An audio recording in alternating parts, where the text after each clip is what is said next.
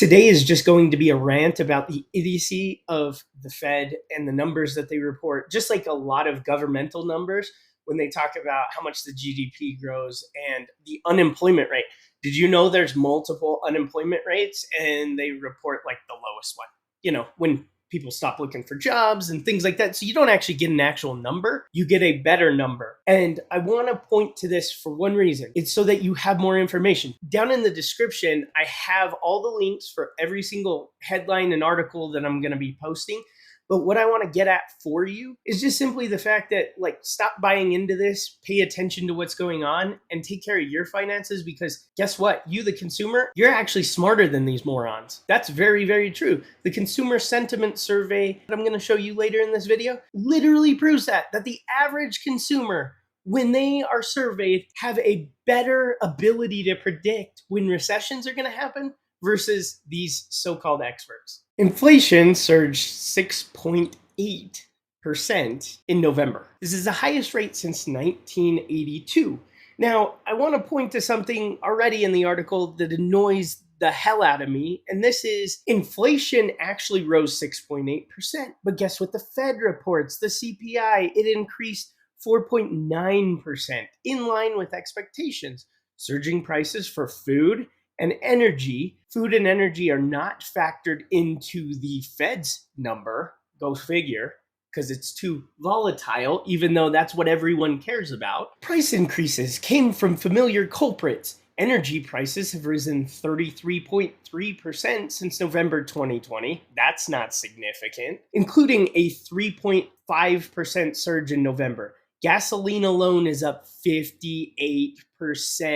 Food prices have jumped 6.1% over the year. Nobody cares about food, right? None of you eat. Shelter costs, which comprise about 1/3 of the CPI. Yeah, because your house is only about 1/3 of your net worth. Yep. Increased 3.8% on the year, the highest since 2007, as the housing crisis accelerated. Are we drawing a parallel yet? There's no question, no matter how you look at it, it's still very high inflation. No, really? Inflationary pressures have been hitting workers hard. You all feel this, you all see this.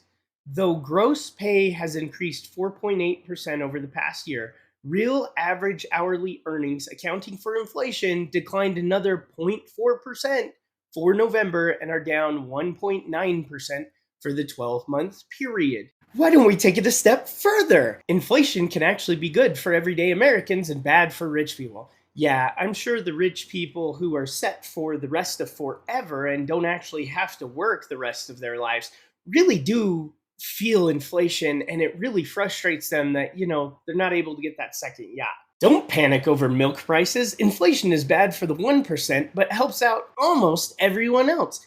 Yeah, I'm not going to panic over milk prices or any other thing that I'm attempting to buy when my bill is, 50, 60% higher overall. But keep in mind that the Fed decided to be transparent. Powell promises great transparency on exit from easy policy stance. Thanks, JPow. I'm glad your words are so transparent. But just ignore the fact that we're shutting down reporting the M2 money supply because it's not really relevant when we've printed 25% or more, as those printers continue going, of the dollars in existence right now. And we want to clarify in our language that transitory is a word we shouldn't use because, these people just don't understand. The thing that the word has different meanings to different people. We all know what transitory means because you were talking about it. You mentioned it multiple times. It has a definition. It's supposed to be short term. You guys were talking about this in the middle of 2020, and it is now the end of 2021 going into 2022. And guess what? It wasn't transitory. Instead of saying you were wrong, you just are like, hey, let's change the word so that we don't look bad. This reminds me of something else. Something about gain of function.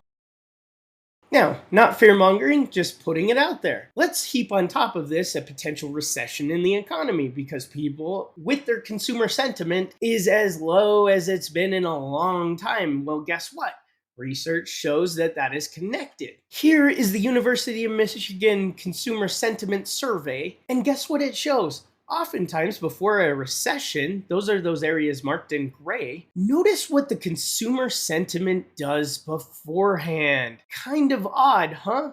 I really like the March 2020 figure where things just dropped off a cliff and kind of recovered maybe about half. And now look at where we're at. And on top of that, you've got this crazy high inflation. So bringing this all back together, what is this? Is this fear mongering? Is this confusion? What am I trying to get at here?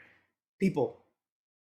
These people care about getting elected. He wanted to get reelected as the Fed chair. That was his goal. He's now done that. It really doesn't matter to him if inflation runs hot a little more than what he was talking about. But here's the thing, okay? For the average person, they're excluding numbers to try and make things look better. And then they're upping their estimates. So Wall Street's like, yeah, no, it's all good. The Dow was up like 150 points this morning on that news. What's ridiculous about this is it does nothing for us. These are the headlines that they generate. These are the things that they talk about, but they're not actually doing anything to help you. This is going to screw you in a lot of ways. As it talks about, everybody was talking about, oh, wage increases went up. Well, the cost of everything has also gone up. As you could see, the cost of everything went up faster than wages rose. How many of you got a raise? How many of you are actually feeling much more confident when it costs so much more to fill up your gas tank or to buy groceries? I'm tying this all back to the same idea. Don't believe these numbers. They're full of crap. Like, this is why nobody trusts the media, is because when they talk about this kind of stuff, it's ridiculous. It doesn't make any sense. Your average consumer is better than these so-called experts. Look at the consumer sentiment survey and then look at what the experts predict. The experts are wrong all the time. It's always this rosy picture because they have some kind of agenda or are protecting some individual, whereas your average person looks at it and goes, yeah, I'm paying more for everything. Nobody wants to do that. That's bad. Duh. Is this a surprise to anyone? This is getting ridiculous. I'm interested to see what the next 3 months looks like, because I think at some point, this, along with the housing market, stock market at all-time highs, you got cryptos running crazy, you got all these volatile things taking place.